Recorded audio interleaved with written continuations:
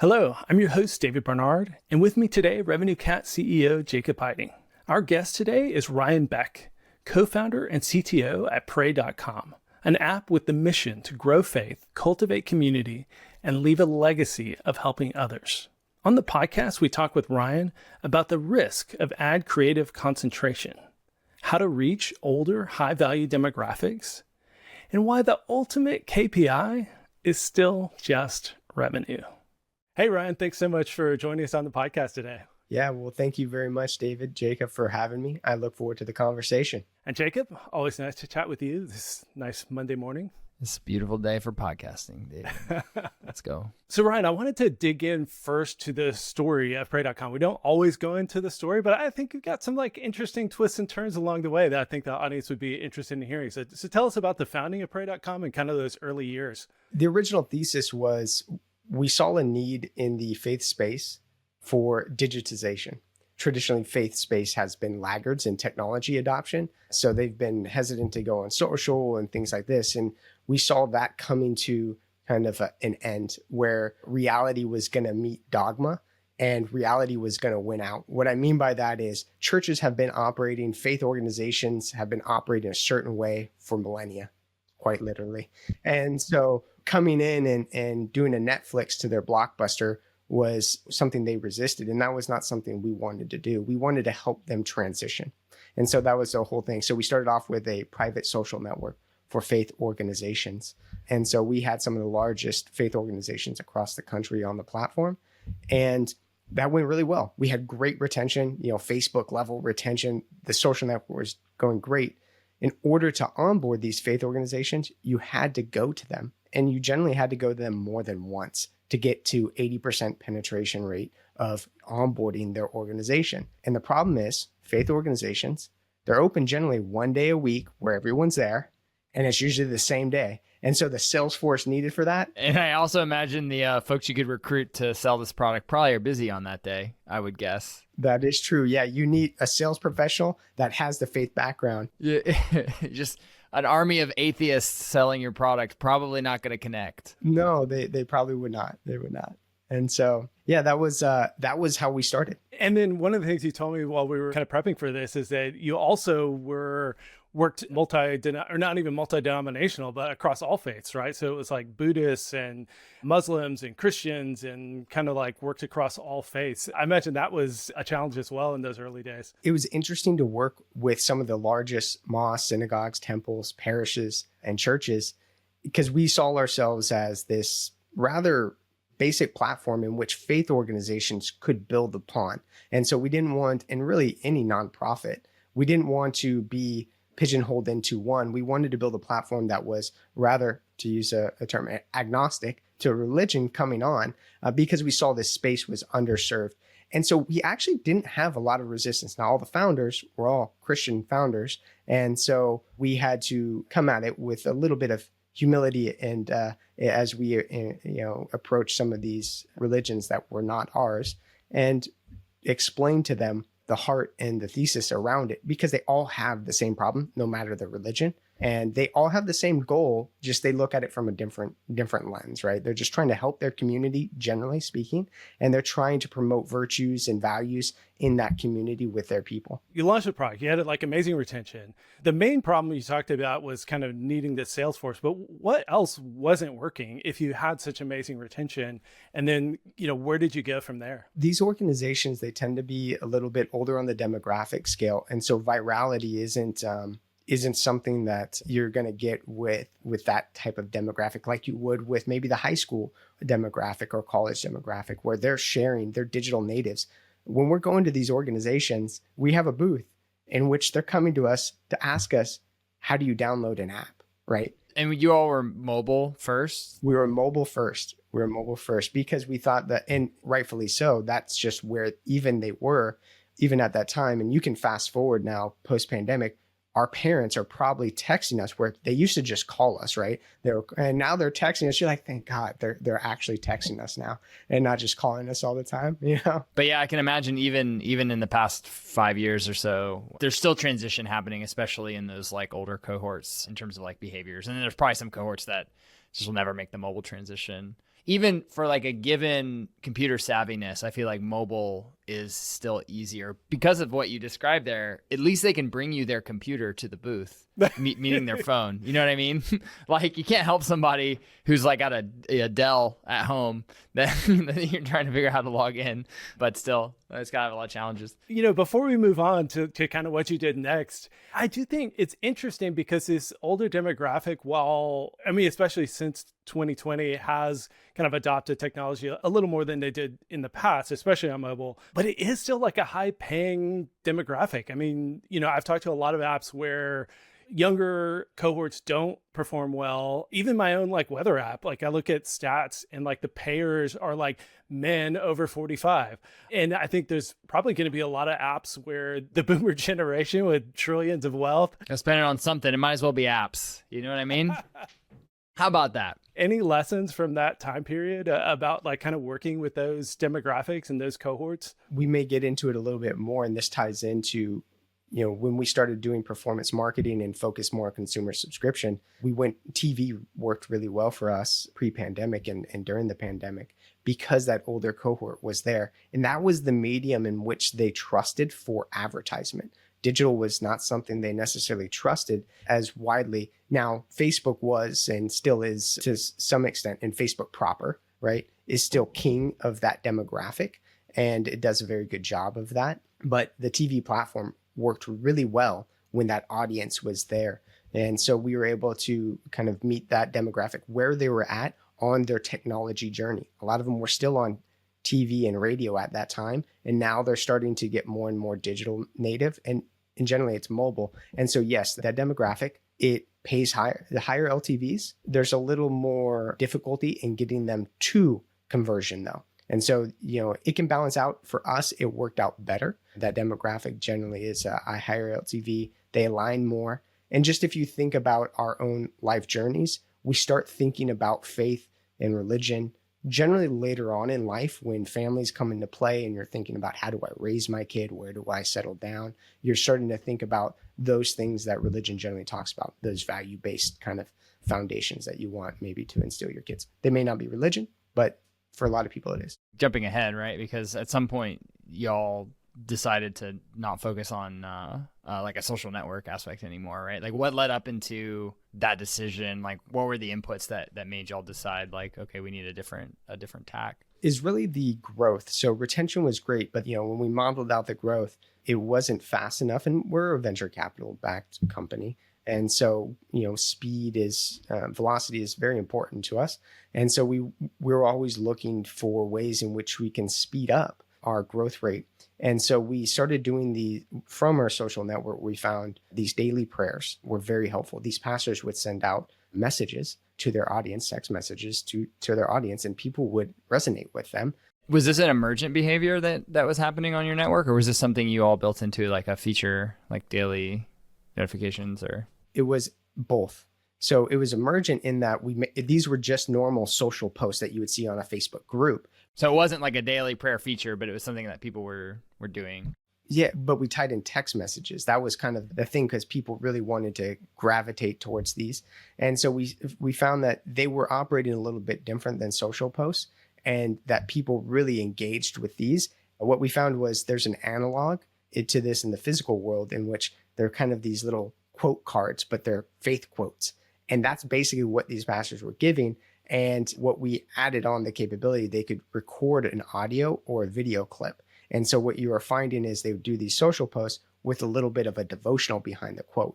And so that's what led to our morning, noon, and nightly prayers, which is kind of a main feature of our app. If you go and you see it, you'll see. And that's what transitioned us into this content where we're like, well, we can make these devotionals.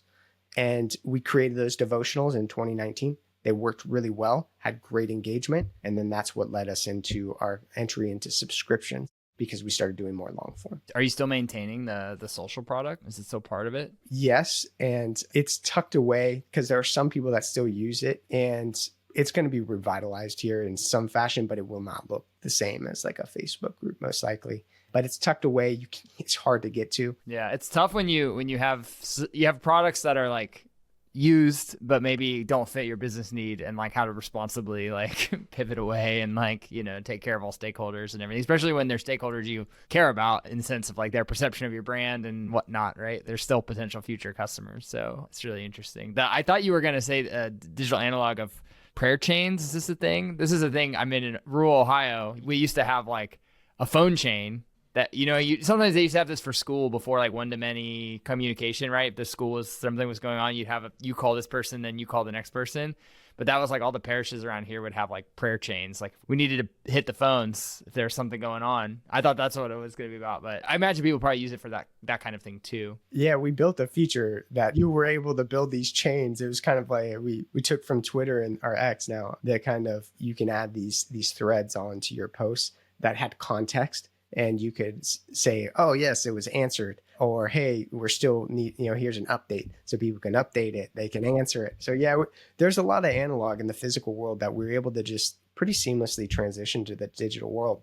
That's why we started with like, hey, there's a lot of practices that we do physically that can go into the digital world very seamlessly. You just got to get people over to that digital world. Let's keep talking through this pivot of the app, but through the lens of monetization. So were you monetizing the app before this transition to subscriptions? Like, did you have ads in the app, or was it zero monetization? And you're like, okay, we have something here and we're going to transition to subscriptions to actually monetize it, or were we already monetizing? We were monetizing through donations. We weren't monetizing. The organizations on our platform were monetizing, and you were facilitating donations, right? Yeah. We were facilitating them. And so there was some transaction volume, and it was significant. It was in the millions. So it was good. And it was in 2019 when we added the revenue, the monetization on our side, where we started collecting a subscription fee. So how did you determine in those early days? I mean, it sounds like this key feature, these like daily prayer things, were the kind of main monetizable feature. What was that like process of deciding what to monetize? What did you monetize, and how did things go?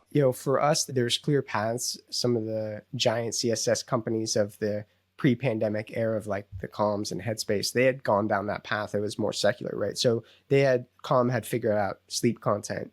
And so for us, there was a lot of similarities that we could do, but more on the faith perspective rather than the secular perspective. And so we just tested out, we saw what was working for other people. I'm a big fan of imitate, iterate, and innovate. And I would rather imitate to start, because innovation is hard, right? You don't know how it's going to perform until it goes live. But imitation, you can set benchmarks.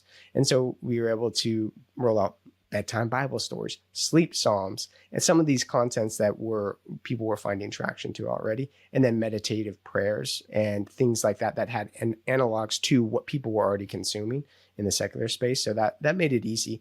And we just iterated. I mean, it was constant tests. We redid our whole product platform to allow for testing of onboarding flows, paywalls, and having that from the server side so that we didn't have to deploy new apps every time we wanted to test something. And so we were able to run rapid iterations on our tests. And that's really what helped us figure out that what could monetize and what couldn't monetize, and then how far we could take that monetization. I think a lot of apps, especially apps that are free, are very nervous to monetize. And then those that are already monetizing are nervous to mess with the monetization of like putting different features behind paywalls, adding new features that are paid versus free. Don't want to kill the golden goose that was like driving the retention. You were talking about like Facebook-like retention.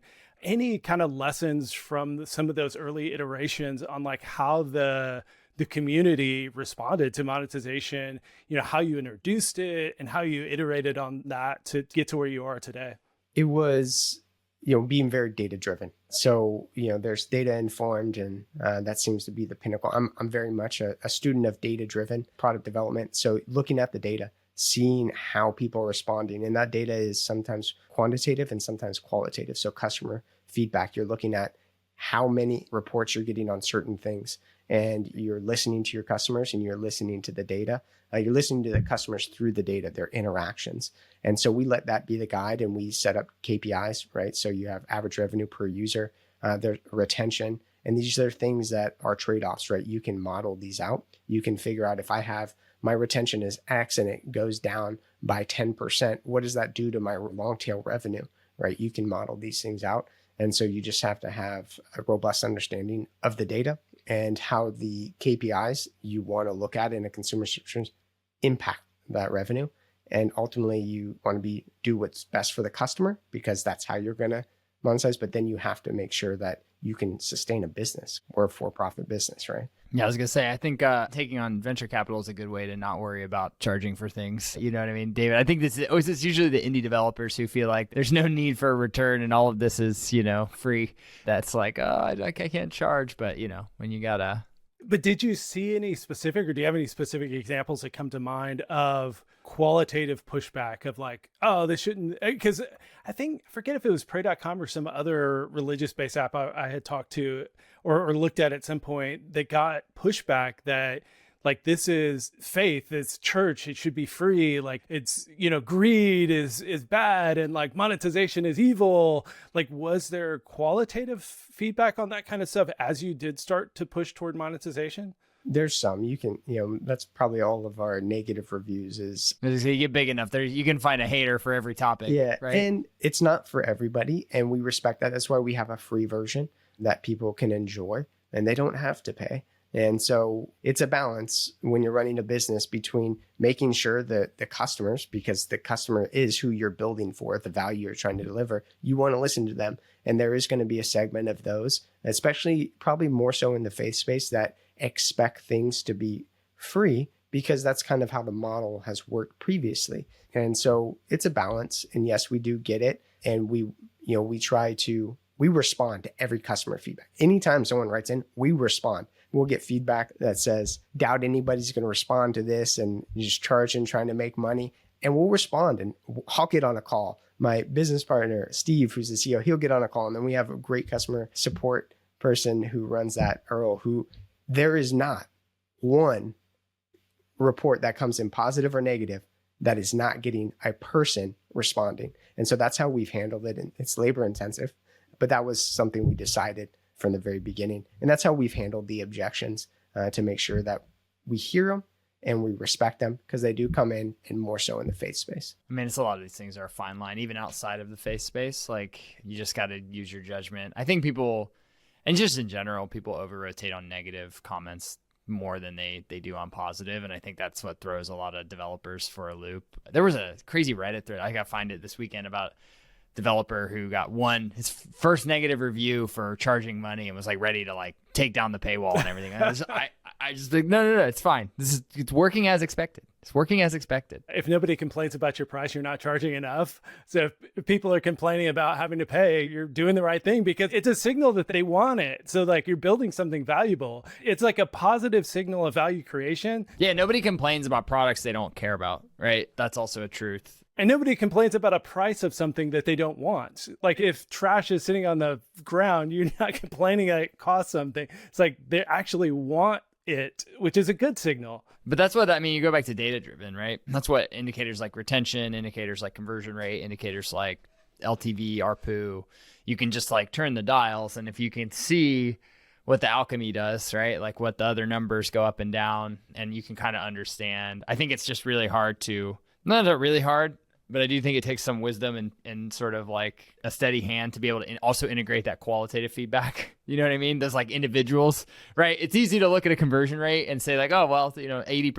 of the people didn't buy. It's harder to like talk to one of those 80% of people who thinks you're like ripping them off. You know what I mean? So being able to handle both of those is tricky, but it's important, especially in consumer, where you have to really synthesize like qualitative and quantitative. Yeah, there's lots of data, lots of input. And speaking of that, having to synthesize, but I'll ask a question.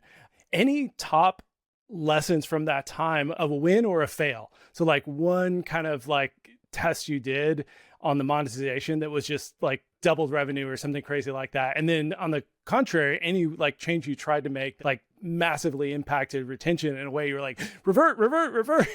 Any of those kind of wins or fails that you can think of that you want to share? I mean, there's a few, and there's some that early on in the social network, it was phone, email, name, right? You're going into these communities. We want to make sure you're a real person.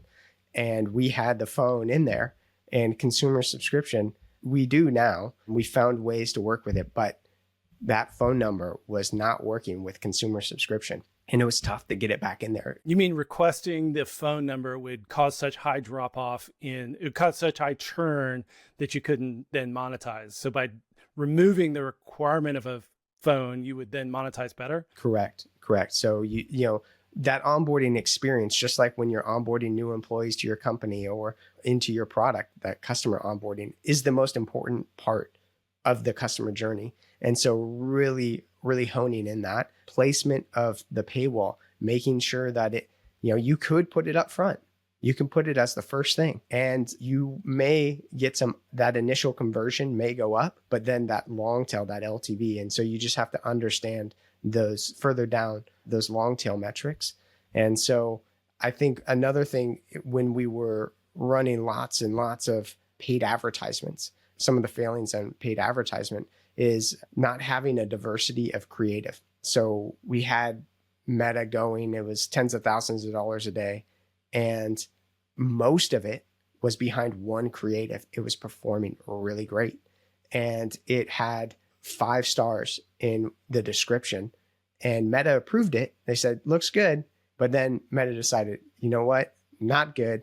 And they took it down on a dime, and it totally went upside down. Our CACs went upside down. Our customer acquisition costs were untenable. And so we had to bring down those campaigns, retool it, figure it out, and then bring them back up. And this was part of that Q5, you know, of post-Christmas to end of January, when everything is really great for CSS companies. Yeah, it's consumer subscription holidays, you know, like, yeah. So you mean like diversity, just like having more creative content on advertising than you need, right? Yeah. So just like if you're an investor and you have an investment portfolio, you don't want 80% of your investments tied up in one creative.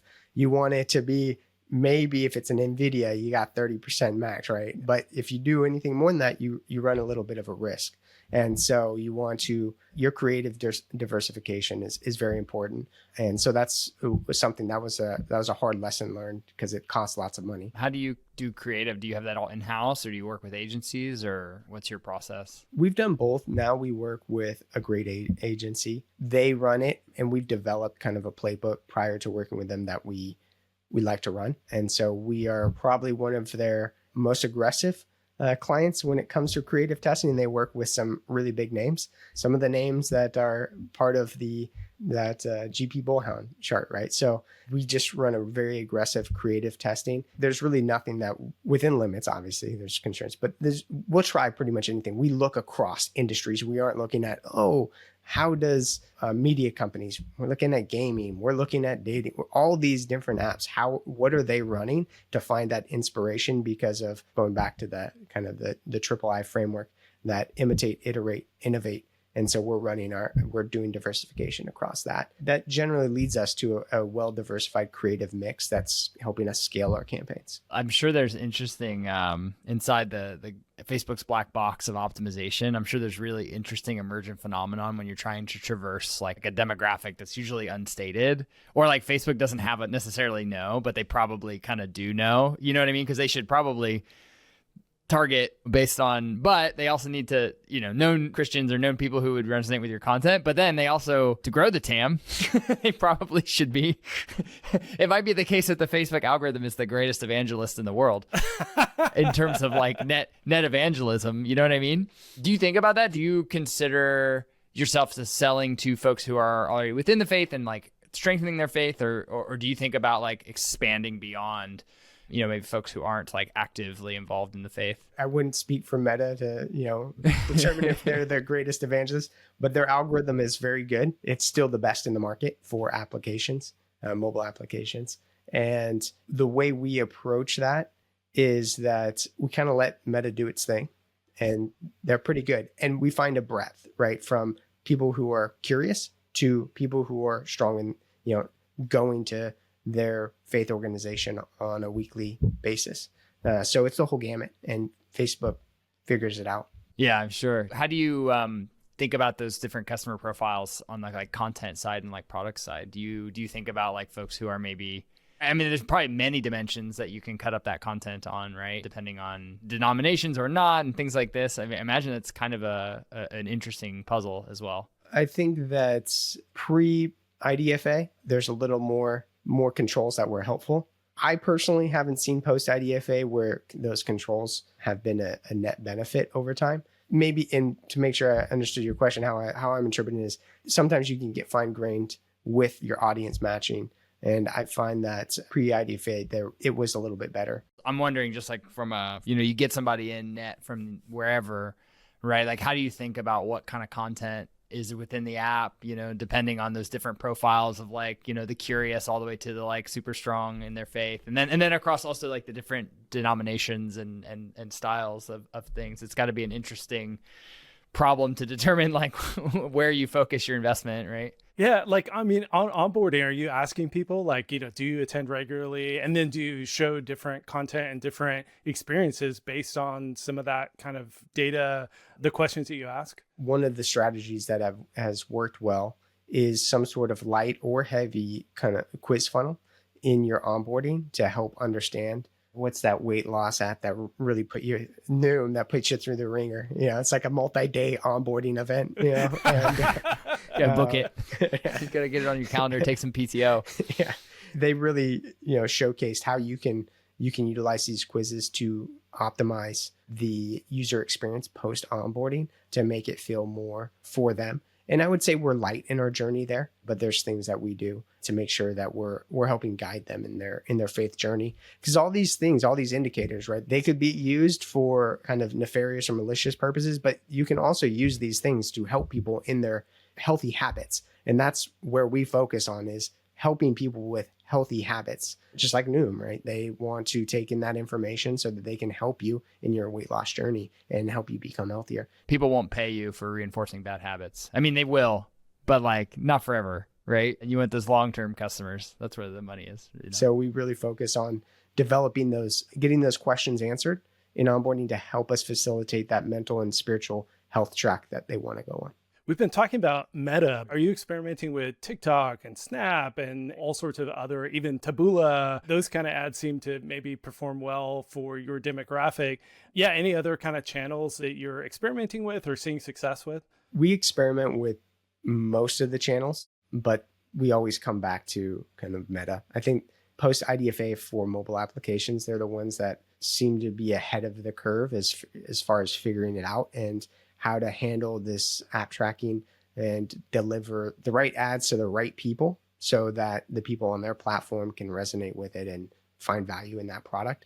And so they seem to be ahead of the curve, and we're on Google platforms and TikTok and things like that. But we find that the consistency is with the Meta platform. That's just where they have a wide array of products that you can market on and advertise on and reach a wide demographic to help them in their faith journey better than some of the other platforms. Do you find within Meta, do you focus on like more Instagram? Because I know like Facebook itself has Reels within it as well. And I don't know if they like actually separate the two anymore. Do you have a sense of like which specific apps in their platform are resonating the best, or is it kind of all over the place? Yeah, I would say that early on, it used to be mostly Facebook. We would talk to the Meta rep, and early on, pre-IDFA, like call it 2020, 2019, that we would run a lot of images and it would be on Facebook. They would resonate really well. Like in-feed ads, basically. Yeah. And they were like, no, everyone's moving to video. And I'm like, man, these videos,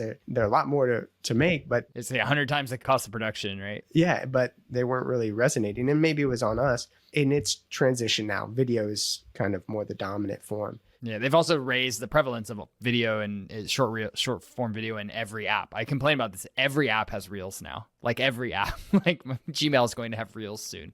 But I guess it's also helpful because you probably have one, focus on short form video creative, and then you can deploy that across a bunch of different platforms.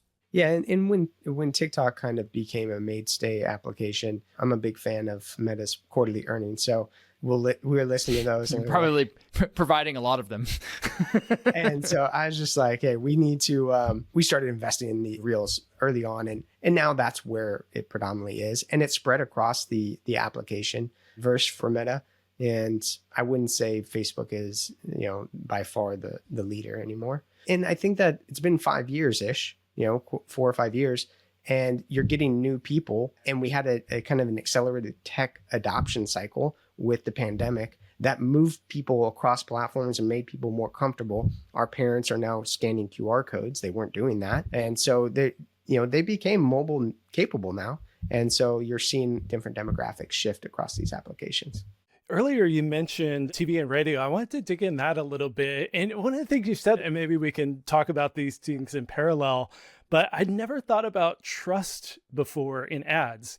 And the way you said it was that, that older generation trusts TV ads. Like if it's on TV, it's true kind of mentality, which is unfortunately led many astray, I think. How does trust play into that and like creating ads on platforms that people trust and in ways that people trust? But then what does the TV strategy look like now when maybe that's not as big of a deal for folks? As seen on TV is a real thing, right? As seen on Instagram is not a real thing.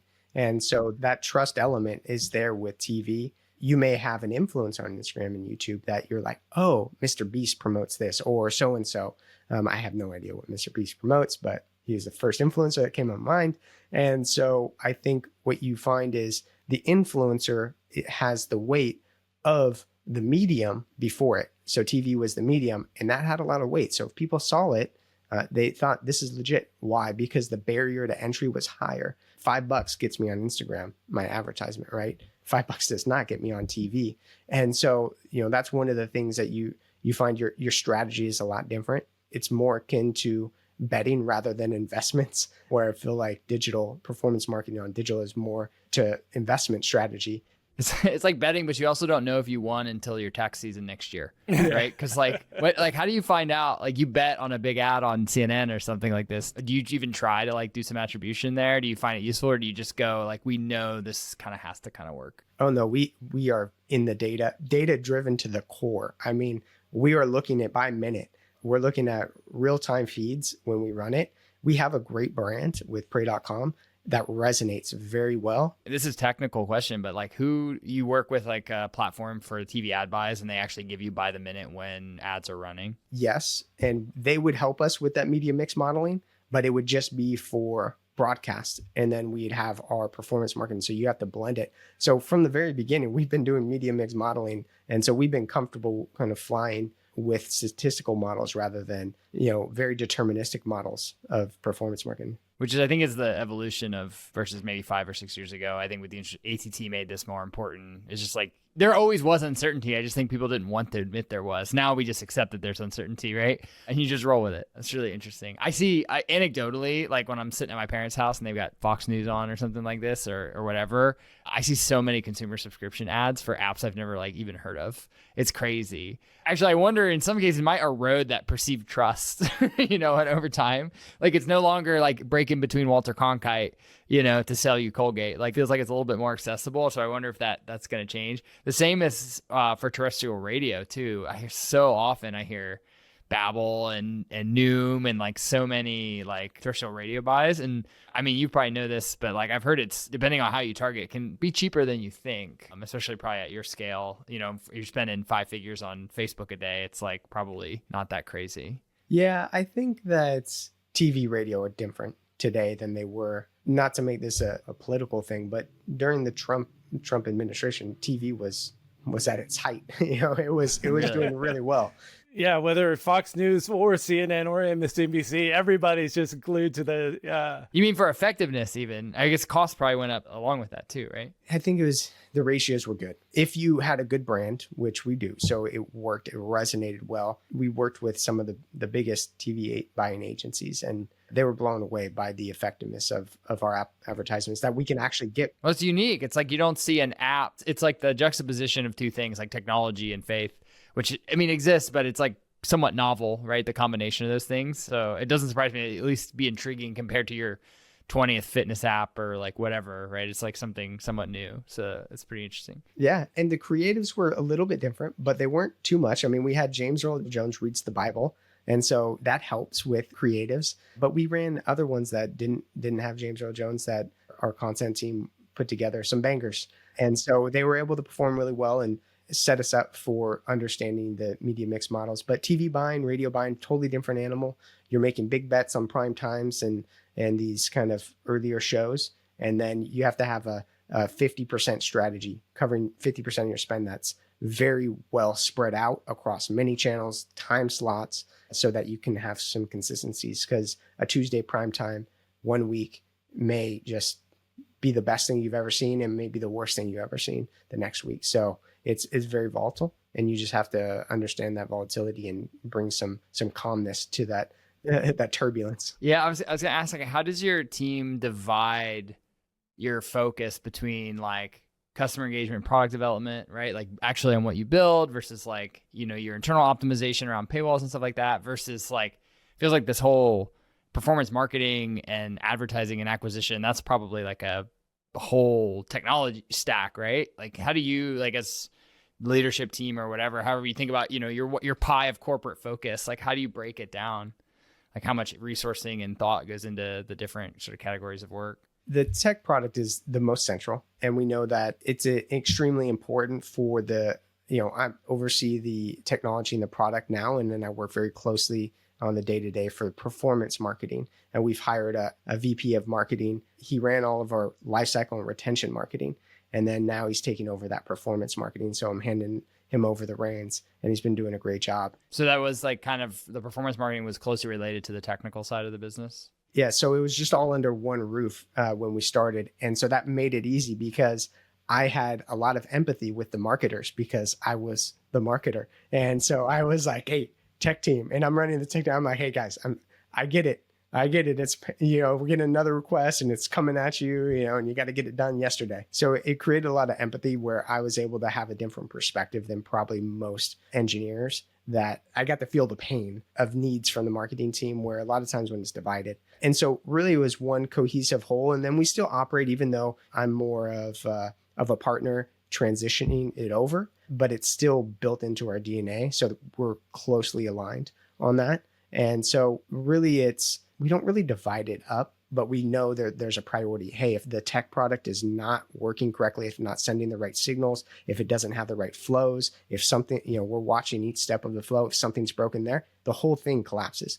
Vice versa, if something on the marketing side, if a creative goes sideways or gets dropped out of the list, or something happens over there, if a change happens in Facebook platform or YouTube or whatever, and one of the signals goes down, they have to adjust, and then we have to work in tandem. So it's a very unified front, and we don't really divide it up like a normal organization. I feel like that's one of the biggest things we've seen talking to larger customers who are considering migrating to RevenueCat, like existing apps that are large and want to use RevenueCat, is there's often a dysfunction between marketing and engineering, where the marketing team is like fighting for resources.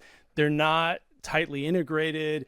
And similarly, like often very successful apps, performance rolled up to like a CTO or like a very technical, or they built it into as part of the machine. This was a realization sort of mid-cycle or mid into this journey for me. I talked to, I think it was somebody from Blinkist actually, and like how they did, because they were very successful early on this, and it all ran up to their CTO, right? And he was, he integrated like all this stuff and made sure it all ran. And then you were saying, Ryan, just like elevating the urgency of those requests to engineers, because like they don't always understand. And also I find too on marketing, sometimes marketers will totally hamstrung by something which to an engineer is trivial, right? It's like, and it's just like, if you can connect that and like clear that barrier, like suddenly you can unlock a lot of value. But I think businesses like yours, it's not app and then layer marketing on it, right? Like the whole machine is like one big product, right? It's one big business, which I don't know if everybody's figured that out yet. And we talked to Jason Van der Merwe on the podcast 2 years ago now, and he was head of growth engineering. And it sounds like that's what you've built. And maybe that's like a big takeaway for a lot of organizations who have dysfunction between marketing and engineering, is like, you need to like rethink how these teams work together, because when you can pair growth and engineering together to be more effective, it's going to be way more effective. Do you have the engineers like dedicated to growth and performance marketing stuff? We actually don't. We don't have engineers dedicated towards it. It's more of everybody's a growth engineer, right? I mean, at a venture-backed startup, but yes, David, that's kind of true. Yeah, it's one roadmap. So we don't have different roadmaps. I think that's one of the key things that I learned is don't have different roadmaps. Make sure that your product roadmap is taking into account the whole organization and making sure that everyone's getting visibility into that and understanding the priority and priority shifts, and then modeling out the ramifications of, if we delay this, this is what we can expect. And so giving people more, I'm not the, I wouldn't say I'm perfect on this, but that's the ideal state of, we do have one roadmap. It's a living roadmap. It's constantly changing, and it's based on different stakeholders so that everyone's aware of what's coming. And so that, I think that's how we've solved it, rather than saying, okay, there's going to be a team dedicated to this. Because when you're small and scrappy, and I still consider us small and scrappy, we run a lean team, is when there's some engineers over there that seem like they have a little bit of downtime, and you have a, hey, come over here. You end up in this like interlocking resource constraints where like one team will have a little bit of extra resources, but there's a team with a need. We're at this stage now where we have like multiple engineering teams and growing. And I think one of the things that's made it somewhat more successful is basically us having to go and do, this being my CTO and I, like reprioritizations, like, and just moving people around constantly to like, because you lack that visibility and stuff. But I don't think anybody's got it figured out. I love the one roadmap thing. I don't know. I'm trying to get to 0 roadmaps. I don't want any roadmaps. Just ask me, what's our roadmap? It's whatever we're working on right now. Everything else is just ideas. Hot take. All right. No roadmaps. There's just today. We have to live in the moment, Ryan, Right. One tiny little example from what you were just talking about that I just experienced like last week in my little indie app, my little weather app. I've known for like 18 months that our onboarding sucks, but I wanted to focus on the product. And so I kind of ignored the onboarding, and I like just put together like what I thought was like the most simple onboarding that my cousin who's doing development could possibly do. And so for like 18 months, it's been like eating away at me. Like, we got to fix the onboarding. We got to fix it. But I never talked to him about it. And so just last week, I finally like had the conversation and laid out the whole thing of like, okay, we have a hard paywall. Onboarding is everything. And like, we need to start running some cycles on onboarding. Here's like the expectations I see. Like, if we improve onboarding, I think we can improve conversion by X rate. And I had this whole like 40-minute conversation and lots of back and forth, and just having that conversation on that level to like get on the same team that, hey, we actually need to spend some cycles on this, was a huge unlock for us as like a little 2-person team. I can't imagine like as a bigger organization that is facing a lot of this dysfunction, even if you can't necessarily combine all the teams and create a growth engineer or whatever, it's just like break down those communication barriers between growth and engineering so that you're all on that same team and understand where those roadblocks are. I try to break down the barriers, David, just nobody wants to hear it when they actually know what I think. That's the problem. They don't want to know. You don't want to know what the roadmap looks like. It's crazy in there. Yeah. One question would be, how do you think about the product roadmap? And so we have a SaaS portion and a consumer portion. You can kind of look at it as a 2-sided marketplace, like an Etsy or something, where we connect people and pastors. And I find that in consumer subscription world, in a direct-to-consumer application, the roadmap can be a little more fuzzy than a SaaS. And so in the SaaS world, there's a lot more modeling. There's a lot more math towards features, because you understand like, hey, if we roll out this product, we can have a net revenue retention increase because we can now upsell for this. And we think there's going to be a 3% adoption rate. You can do that a little bit in consumer, but when I've talked to other D2C companies, I find that that's less prevalent than in the SaaS world. So how do you, I guess a question for you, how do you think about it at Revenue Cat about your roadmap and modeling? Yeah, I mean, I think that really depends on how you're pricing, which is the reason it doesn't work in consumer as well, is because like some SaaSes can do really nice a la carte pricing where you're like, okay, you want feature X is our core feature, and then you want feature Y. Okay, we'll just add on, another charge per seat or whatever to your contract. And so you can very easily go, okay, we think 20% of our customers will use this. It's $10,000 a year. Bang, like that's our value. And there it is pretty nice. And also usually that's coupled with a like pretty understood B2B sales force where you're like, I know how to get these folks to convert to this. And you can incentivize people to do that too. It's like, hey, sell this new $10,000 widget add-on. And I think you'd be surprised. Like, I would love to know at like a Salesforce maybe is like the extreme example, but like, let's say mid to late stage, mid-cap SaaS companies, I would bet the majority of their Salesforce is not like selling Salesforce. It's selling cross whatever, right? It's all about just expanding. It has nothing to do. Now, revenue cap, our specific case is different because the way we price is like mostly based on volume.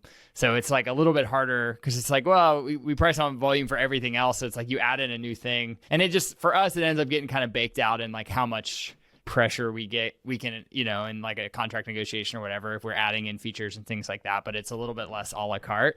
I need a mixed media modeling model for it, right? I just know if I build a more useful product, like people will pay more for it. And then I just figure that like a little bit of horse trading will find the right price. So I don't benefit from that modeling. So I don't have a roadmap why I'm just like, well, we'll just build whatever. But to that point too, like, sometimes you'll have like key customers that will be like, we need X. We will literally sign a contract for Y if you guys build X today. And like, okay, now we have a roadmap. Like this is getting built right now because it's going to like, it's a bird in the hand. But yeah, I just feel like generally, and I don't know if this is true if this is like a B2B thing, I think it's kind of true for all businesses. It's kind of actually, I think the philosophical underpinnings of media mix modeling is just that there's so many inputs to these systems and like so many uncertainties that I think if you try to overly simplify and be like, oh, this lever moves this number, and if you like over focus on that stuff, I think you can end up driving to like really odd conclusions. There's probably some relationship, right, between lever A and output B.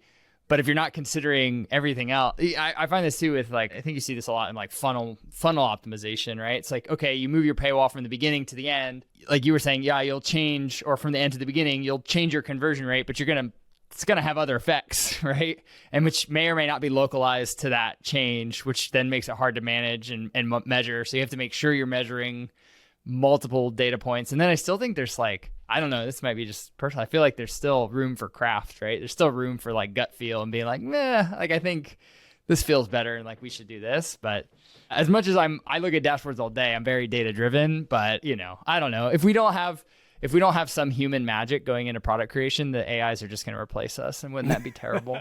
Well, yeah, depends what magic is, we might find out that our magic wasn't as magical as we thought. Isn't that magic after all? Nope. See, as soon as you have a roadmap, you're replaceable. So like no roadmap can be replaced by AI. How do you manage the B2C roadmap, Ryan? I think a lot of people would be curious about that at your stage and given all that we've discussed. You mean like features specifically, David, or like just B2C? Like, because we kind of like did this chase a rabbit on the B2B side, but most of our listeners are B2C. So I wanted to kind of bring it back to like, what do you do on the B2C side that maybe folks listening can learn from? When it comes to the B2C side, I really think of subscription is kind of your core for your monetization.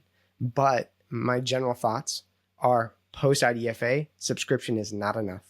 I think Duolingo is a perfect case study of subscription plus ads. They also have some other monetization. It's less so, but they do have some other monetization paths. And they have one time. So they have ads, subs, and then one-time upsells. So there's actually multi-time upsells, right? Like it's consumable.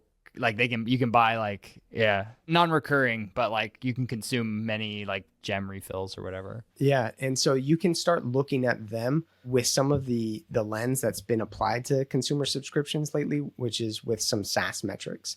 And so I think that I look at across those three lenses. One, subscription is going to be my core. Ads is my secondary, and then one-time purchases or upsells is another avenue in which I have to figure out how can I monetize across my user base. So then I generally start with revenue as my North Star, since I think that's the best metric for a company, just revenue. Same. We agree on that, Ryan. Yeah. It's in the name. And so I think that we start there and we figure out how can we add value, since we have both sides of the marketplace, along those lines for our consumer. So they're going to give us money. What value do they get in exchange? And then how can we make sure that money coming to us is shared with, that money in the form of value is shared with our pastors and our leaders. And so that's how we look at our B2C application, is across those three revenue lines, revenue being the North Star. And then what features can we add that increase each one of those? Subscriptions is kind of tried and true, and there's a lot of tactics around that. Ads, that's tried and true, a lot of tactics. One time is where you have to get a little bit creative for your space. For us, it's a lot different than maybe a Duolingo or something like that. My church used to have the little candles. They'd charge you $0.25 to light. So maybe that could work for you. Yeah. Books, right? So all these things. Yeah. One-time content, right? Sorry. I've had to hold back. I had a lot of zingers in this one, but I was like trying to, I don't know where the line is. You know what? I'm flexible. I did train to become a pastor. So there's going to be a lot of judgment if you. Okay. Actually, I imagine David had a question on here, just like culturally. I do imagine you kind of have to take it pretty lightly to like run a tech company in this space, and everybody's got to be very like open-minded and very chill about this. I like to say that we took for the people that come from a religious background, we took a Solomon approach to things. Solomon in the Old Testament built a temple to God, right?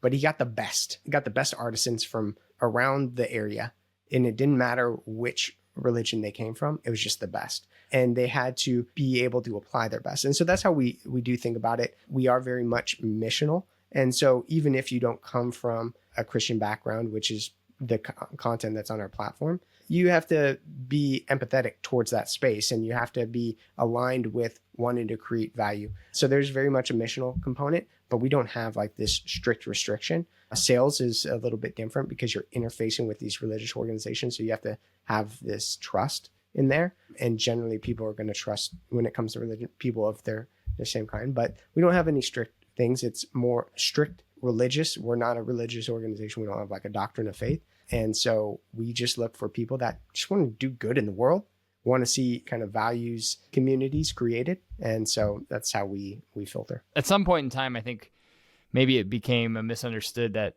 you should join a company when you don't believe in the mission because it's a good paycheck or whatever, right? That's actually a benefit to you because like I think that mission is so specific and charged in some way, right? Or just like very clear. And I think asking that very directly is probably somewhat easy, right? And you're not easy, but nobody's getting into day one on pray.com and being like, you do what? You know what I mean? Like everybody kind of understands what they're getting into and why, which is nice. It's nice to have those selectors, those filters that happen naturally, right? Yep. That is true. No one's surprised. Should that be a screening question? Do you believe in consumer subscription apps? Do you pray to the God of... David, what do you think my founder interview is for? We probably should put it earlier in the process, right? I was like, do you believe we're in the techno capital singularity and you want to accelerate? What? No? Okay. No. It doesn't get that weird. I do have Ray Kurzweil's book up here, his latest one. So, I'm all in. You wouldn't look at me funny. I actually literally don't ask that, but like maybe I should. Well, Ryan, this has been a ton of fun. We do need to wrap up. But as we do wrap up, was there anything you want to share? We're going to share links to, of course, pray.com. It's in the name. Pray.com. You can go check out the app, see what they're working on. It's such a good brand. I don't want to ask how much that .com cost you, but it was probably worth it. Expensive and fair. And we'll link to your personal LinkedIn, which I think is really cool too. The name of your LinkedIn is Purpose. So you must have been like really early on LinkedIn to be able to get the title instead of like your name. So your like handle on LinkedIn is Purpose. We'll share that and a link to the app as well. But anything else you wanted to share as we're wrapping up? No, just thank you for having me. This has been a great conversation. Long-time listener, and Jacob's blushing. But this is one of the most valuable podcasts in the consumer, probably the most in the CSS space. So I really appreciate it. Thanks for having me. Thanks so much for listening. If you have a minute, please leave a review in your favorite podcast player. You can also stop by chat.subclub.com to join our private community.